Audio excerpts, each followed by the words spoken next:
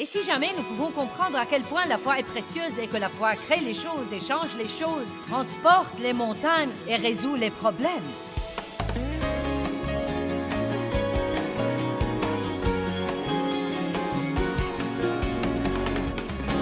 La Bible nous enseigne dans Romains 12 que Dieu a départi à chacun une mesure de foi. Et si vous étudiez ce verset, vous saurez que Dieu donne à chacun de nous une mesure de sa foi pour que nous puissions faire ce qu'il nous demande de faire dans la vie. Car Jésus n'est pas mort pour que nous puissions lutter. Il n'est pas mort pour que nous puissions avoir cette vie dure et lutter et être frustrés tout le temps. Et il ne veut surtout pas que nous luttions en essayant de faire marcher la vie chrétienne. Amen. Donc, il nous donne la foi. La foi est un mot que nous lançons au hasard comme chrétiens, et je le sais. Vous savez, parfois nous entendons tellement parler de la foi que, quand j'ai dit que j'allais enseigner sur la foi, je n'ai pas eu la réaction que j'aurais si j'avais dit « je vais enseigner sur le moyen de contrôler nos émotions ». Tout le monde aurait « vous savez ». Mais je ne crois pas que nous comprenons. Ou peut-être que nous devons continuer à réapprendre et continuer à comprendre à quel point cette petite foi simple et enfantine est importante dans notre vie avec Dieu et à quel point elle est importante pour la paix, pour la justice, pour la joie. C'est incroyable les problèmes qui seront résolus à l'instant où vous décidez de faire confiance à Dieu en toutes choses.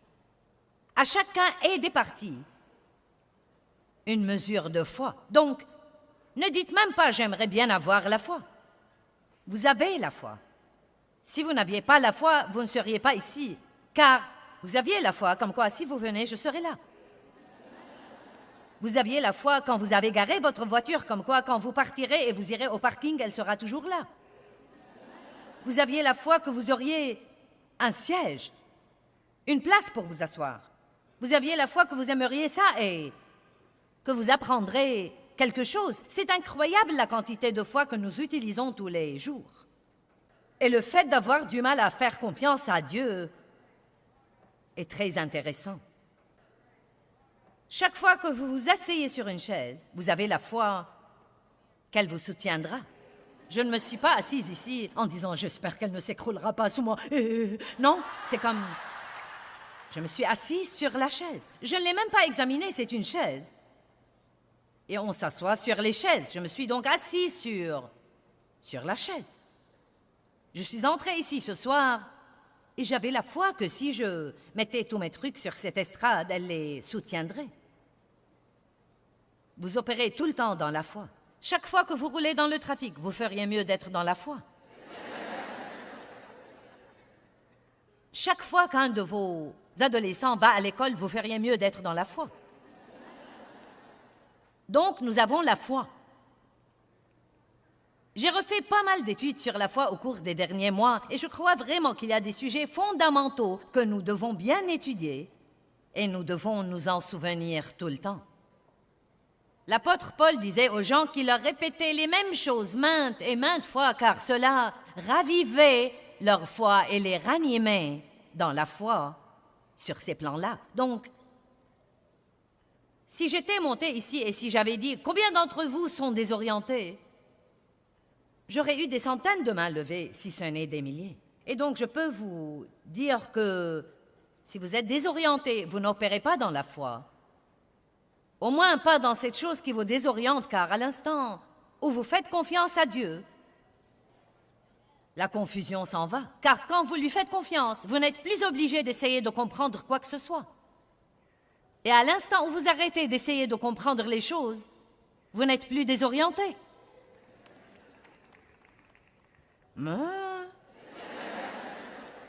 Si j'avais dit « Combien d'entre vous sont inquiets ?» Oh, j'aurais sûrement eu beaucoup de mains levées. Mais si nous sommes inquiets, nous ne sommes pas dans la foi. Or, cela ne veut pas dire que nous n'avons pas de foi en Dieu. Mais je veux vous parler ce week-end de quelque chose de différent. Je veux en fait vous parler non seulement d'avoir la foi, toute personne a la foi, mais je veux vous parler de libérer votre foi de libérer votre foi parce que la foi est une force puissante qui change les choses. Elle fait des choses. La foi est la seule chose qui vous permet vraiment d'entrer dans le repos de Dieu, qui est absolument le plus glorieux état qui soit, car vous ne serez pas obligé d'essayer de comprendre les choses. Vous ne serez pas obligé d'essayer de changer les choses que vous avez essayé 1000 fois de changer, et plus vous essayez de les changer, plus vous êtes frustré. Parce que vous pouvez finalement dire « Dieu, je te confie ça, et si tu ne peux pas le changer, je crois qu'il ne doit pas être changé. » J'étais frustrée pendant de nombreuses années en essayant de changer mon mari, mes enfants, mes voisins, et de me changer moi-même, et de changer. Oh, c'était un tel soulagement pour moi de découvrir que Dieu seul pouvait changer les gens. Et que je ne devais pas travailler sur les autres. J'avais assez de problèmes pour m'en occuper. Amen. Comment pouvons-nous arriver au point d'avoir ce genre de foi qui nous permet d'entrer dans le repos de Dieu? Je ne vais pas vous donner une réponse recherchée, super spirituelle. Je vais juste vous dire ce que je crois être la vérité. Je crois que le seul moyen d'apprendre à arrêter de s'inquiéter et à arrêter d'essayer de comprendre les choses et à arrêter d'être jaloux de ce qu'ont les autres et à arrêter les folies que nous faisons. Et je vais vous en parler plus. Je le crois honnêtement. En plus de l'étude de la parole, je crois que nous devons essayer de faire les choses à notre façon assez longtemps et nous épuiser assez pour finalement dire « Eh bien Dieu, je me rends. » Allez, nous allons parler de la reddition ce week-end. Je me rends. J'ai finalement dit, tu sais quoi, Dieu? Tu savais ce que tu aurais quand tu m'as choisi. Car tu sais le début, tu sais la fin et tout ce qui est entre les deux. Tu sais tous mes défauts, tu sais toutes mes erreurs et tu sais toutes mes faiblesses aussi bien que mes qualités. Et j'ai décidé d'arrêter de m'excuser d'être moi 25 ou 30 fois par jour et de dire à Dieu, je suis prête à te laisser faire tout le travail que tu voudras faire en moi, mais je ne vais pas passer tous les jours de ma vie à essayer de me changer. Or, cela ne veut pas dire que j'opère sans discipline ou sans maîtrise de soi. Mais vraiment, à vrai dire, c'est la parole de Dieu qui nous change. Et vous vous sentirez mieux si, au lieu d'essayer de vous changer, vous étudiez la parole davantage et vous croyez que Dieu fera ce qu'il dit que lui seul peut faire. J'ai finalement décidé. Les décisions sont si importantes. Beaucoup de gens viennent à des réunions comme ça et ils écoutent et ne prennent jamais de décision. Je veux que vous preniez des décisions ce week-end. Je veux que vous décidiez de faire les choses à la façon de Dieu. Et je veux que vous partiez d'ici en sachant que vous ne pouvez pas le faire, à moins que Dieu ne vous aide. Et je veux que vous partiez en vous appuyant, en comptant, en vous appuyant, en vous fiant, en vous appuyant et en comptant sur lui pour faire ce que lui seul peut faire. Vous voyez, quand je m'assieds sur cette chaise, je m'y appuie. À Dieu soit la gloire. C'est si merveilleux. Je pourrais même prêcher un peu d'ici, on ne sait jamais.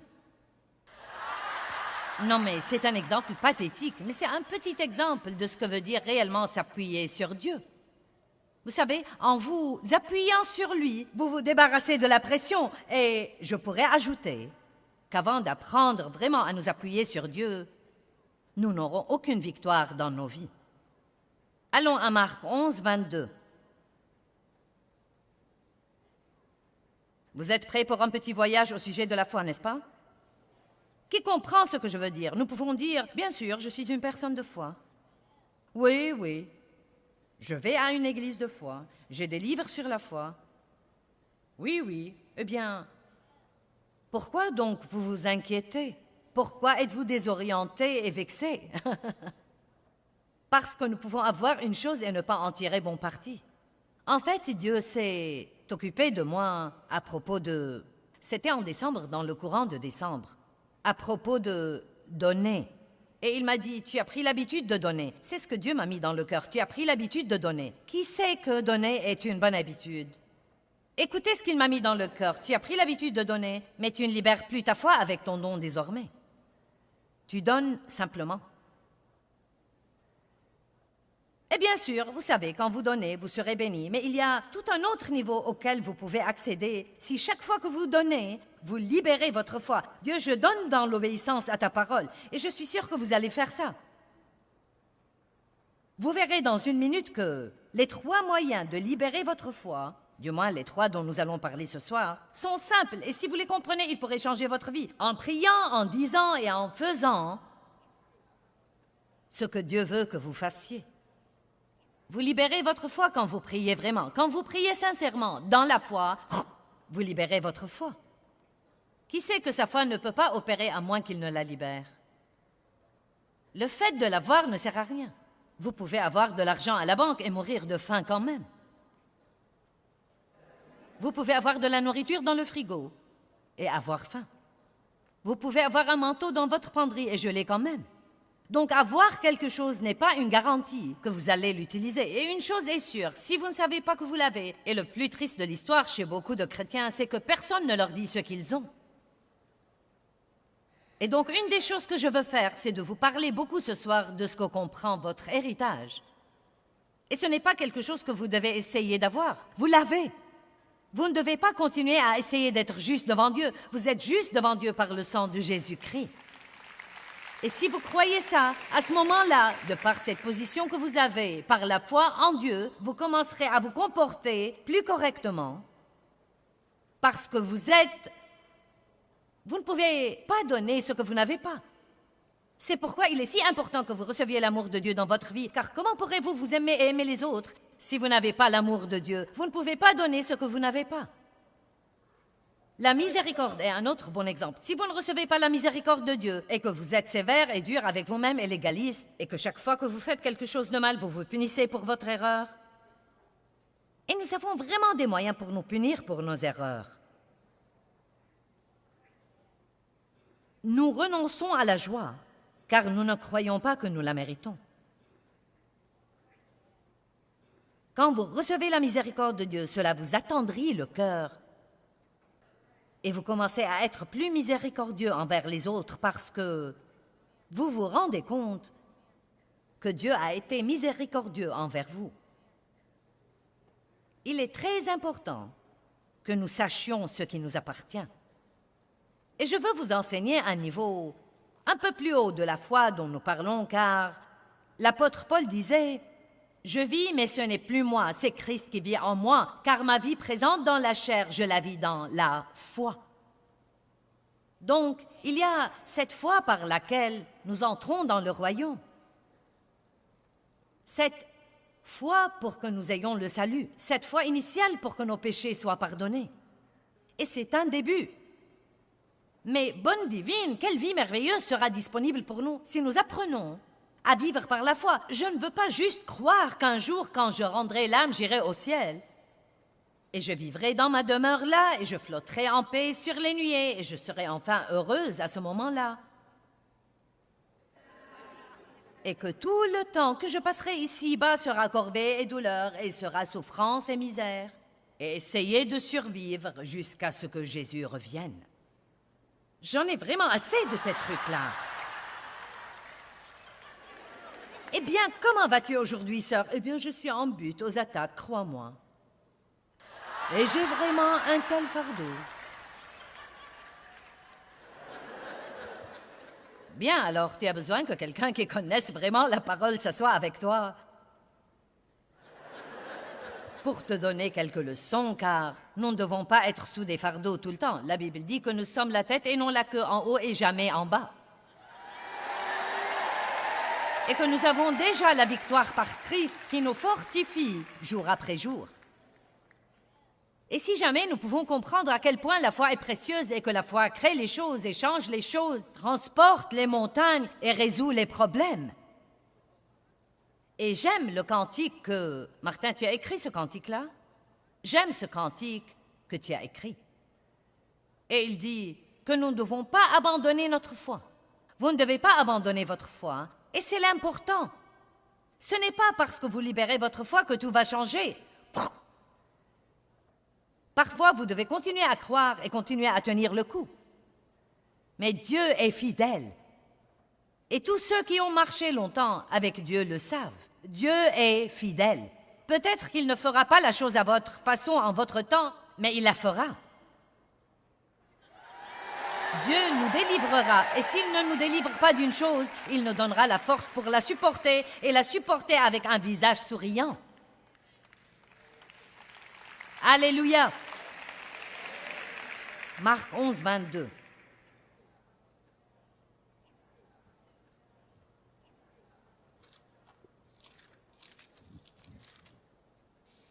Et Jésus leur répond et leur dit, « Ayez foi en Dieu constamment. » Je pourrais m'arrêter là et prêcher ça toute la nuit, car vous ne devez pas avoir la foi de temps en temps ou quand vous avez un désastre, mais avoir la foi en Dieu constamment. Dans Romains 1, 17, il y a un verset merveilleux. Il dit que nous apprenons dans la Bible sur la justice, qui est la relation juste avec Dieu, qui nous mène de foi en foi en foi. J'aime ça. Il y a une petite foi et il y a une grande foi. Et votre foi grandit quand vous utilisez ce que vous avez. C'est pourquoi je dis que vous devez parfois endurer des trucs jusqu'à ce que vous appreniez finalement à quel point Dieu est grand et à quel point vous n'êtes pas grand sans lui. Alléluia.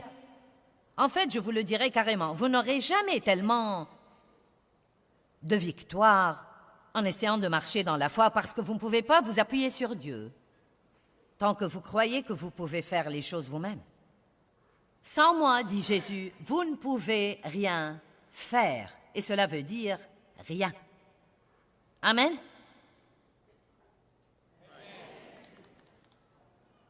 J'ai été devant des foules comme ça, des milliers et des milliers de fois. Et croyez-moi, je ne me tiens jamais ici en supposant que ça se passera bien parce que ça s'est bien passé auparavant. Je fais bien comprendre à Dieu que je sais que c'est une occasion qu'il me donne, qu'il aurait pu la donner à quelqu'un d'autre, et que j'apprécie ce qu'il me permet de faire, et que je sais que je ne peux pas le faire sans lui. Et laissez-moi vous dire quelque chose. Quel que soit votre travail, il ne doit pas forcément être prêché sur une chaire. Ça m'est égal si vous nettoyez les toilettes pour gagner votre vie. Vous devez vous appuyer sur Dieu pour les nettoyer comme il faut et les nettoyer heureux.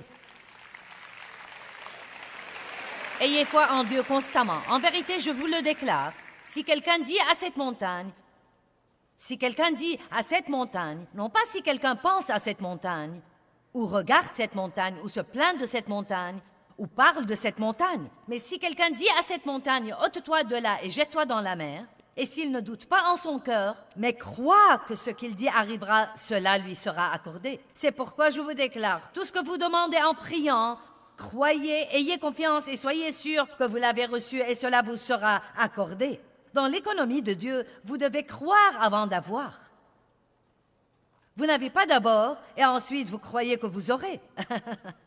Vous n'avez pas besoin de foi pour faire ça. Nul d'entre vous ne doit croire maintenant que vous aurez une place, car vous avez déjà une place. Vous ne devez pas croire que je suis ici parce que je suis ici. Donc, une fois que nous avons quelque chose, nous n'avons pas besoin de croire que nous l'aurons, mais il y a une période de temps où nous allons demander quelque chose et libérer notre foi. Nous prions, cela fait partie de libérer notre foi. Ensuite, nous continuons à dire que nous croyons que Dieu agit. Et non pas prier puis parler comme si nous n'allions jamais la voir. Amen. Ça vous plairait si votre fils dit « Maman, j'ai besoin d'une nouvelle paire de chaussures. » Et vous lui dites « Bien, je t'emmènerai très bientôt et nous les achèterons. » Vous ne lui avez pas dit quand, vous vous attendez à ce qu'il vous fasse confiance comme quoi vous le prendrez quand le temps viendra. Ça vous plairait s'il passe les 2 semaines suivantes à faire le tour de la maison en disant « Je n'aurai jamais de chaussures, je crois que je serai nu-pied le reste de ma vie. Oh, j'aurais bien aimé des chaussures, je n'aurai jamais de chaussures comme tout le monde. » Pourquoi est-ce que nous pouvons comprendre ça avec nos enfants, mais que nous ne pouvons pas le comprendre dans notre relation avec Dieu? Dites à Dieu de quoi vous avez besoin. Ce serait même merveilleux si vous connaissez assez de versets pour confirmer votre demande, parce que ta parole dit. Et s'il n'y a rien d'autre, dites juste, ta parole dit que je peux te demander ce dont j'ai besoin et tu me le donneras. Et ensuite, continuez à dire que l'exaucement est en chemin. Si cette maman avait prévu d'emmener son enfant pour lui acheter les chaussures dans 2 semaines, mais que chaque fois qu'il passe à côté d'elle, il lui dit « Je sais que tu vas m'emmener bientôt. Je suis tout excitée, tu es une si bonne maman. Je sais que tu vas m'emmener à n'importe quel moment. Combien voulez-vous me parier que vous l'aurez 1 semaine à l'avance? » Vous savez quoi? Nous ne comprenons pas ça. Vous savez? Vous me comprenez? Donc nous devons prier et dire, « Allez, nous travaillons sur notre montagne. » Nous devons prier et dire. Et ensuite, il dit, « Et quand vous êtes debout en prière, si vous avez quelque chose contre quelqu'un, pardonnez, abandonnez, laissez tomber, oubliez. Car si vous ne pardonnez pas aux autres, Dieu ne peut pas vous pardonner. Donc, nous avons là quelque chose à faire. Nous devons prier et dire et prendre des mesures d'obéissance que Dieu nous donne. Or, nous ne devons pas nous embarquer dans les œuvres de la chair. C'est ce que nous appelons faire que quelque chose se produise. Mais si je prie pour quelque chose et que je confesse et que rien ne se produit et ensuite Dieu me rappelle, eh bien tu sais, tu as 3 personnes contre lesquelles tu es folle furieuse. Donc, va arranger les choses. Non, mais la Bible dit même que quand vous allez présenter votre offrande à l'autel, si là vous vous souvenez pendant que vous essayez d'adorer Dieu par vos offrandes, que votre frère a quelque chose contre vous, ce n'est même pas nécessaire que vous soyez fâchés. Dieu est fanat de paix. Il dit, va arranger les choses. Eh bien, maintenant, attendez. Vous voyez, ce qu'il y a, c'est que là où il y a la paix, il y a la bénédiction. Là où il y a la paix et l'unité, il y a l'onction et la puissance de Dieu. Et donc, nous devons faire de notre mieux pour procurer la paix, car ceux qui procurent la paix sont les fils de Dieu. Vous diriez, ce n'est pas juste. Ça n'a pas d'importance. Dieu a dit de faire ça et je le ferai. C'est ce que nous devons venir faire ici ce week-end. C'est ce que dit la parole, quel que soit ce que je ressens et de quoi ça a l'air, c'est ce que je vais faire. Ta parole est plus grande que tout ce que je pense, ou ce que je ressens, ou ce que je ne vois pas, ou ce que je vois, ou n'importe quoi. Donc, nous libérons notre foi en priant, en disant et en faisant ce que Dieu nous demande de faire. Hébreux 11, nous voulons aller là. Combien d'entre vous peuvent déjà dire que vous avez besoin de ça ce soir et que ça va vous aider? Eh bien, vous n'avez pas tous levé la main. Je crois que vous êtes fatigués, je ne sais pas. Combien d'entre vous croient que vous en avez besoin? Ça va. Vous voyez, mieux vous agirez, mieux je prêcherai.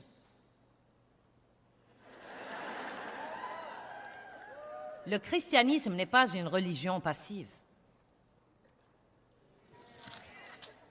Dieu va toujours nous dire des choses que nous devons faire. Et quand il nous les dit, nous devons les faire. Hébreux 11 nous donne une définition de la foi et Colossiens 1,4 nous donne une autre définition différente de la foi. Nous voulons les regarder. Or, la foi est la ferme assurance, la confirmation, le titre de propriété des choses qu'on espère et la preuve des choses qu'on ne voit pas et la conviction de leur réalité. La foi perçoit comme un fait réel ce qui n'est pas encore révélé au sens. Donc ceci nous dit que nous pouvons avoir quelque chose dans le royaume de l'esprit avant que nous l'ayons dans le royaume matériel. Et ce qui est intéressant, c'est que quand vous croyez vraiment dans votre cœur que vous l'avez, vous vous sentez aussi heureux que si vous le regardiez déjà. C'est absolument la vérité. Si je vous dis, j'ai acheté une nouvelle voiture la semaine dernière, vous me direz, oh, montre-moi ta voiture. Je dis, je ne peux pas vous la montrer. Je ne l'ai pas avec moi. Bien, alors, je ne crois pas que tu l'as. Si tu ne peux pas me montrer ta voiture, je ne croirai pas que tu as une voiture. Tu n'as pas de voiture.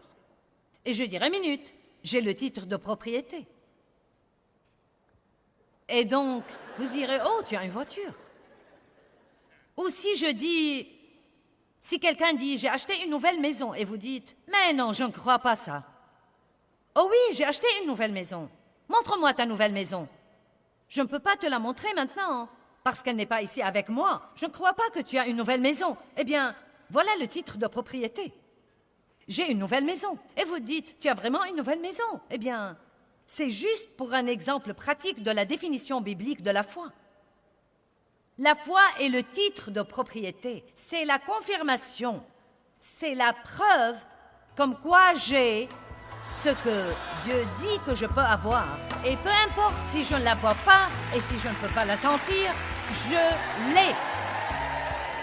Vous savez, pour avoir la vie épanouissante et joyeuse que Dieu veut que nous ayons, il est vraiment important que nous maintenions un haut niveau de foi en Dieu. Hébreux 11:6 dit « Sans la foi, il est impossible d'être agréable à Dieu. Car il faut que celui qui s'approche de Dieu croit que Dieu existe et qu'il est le rémunérateur de ceux qui le cherchent diligemment. »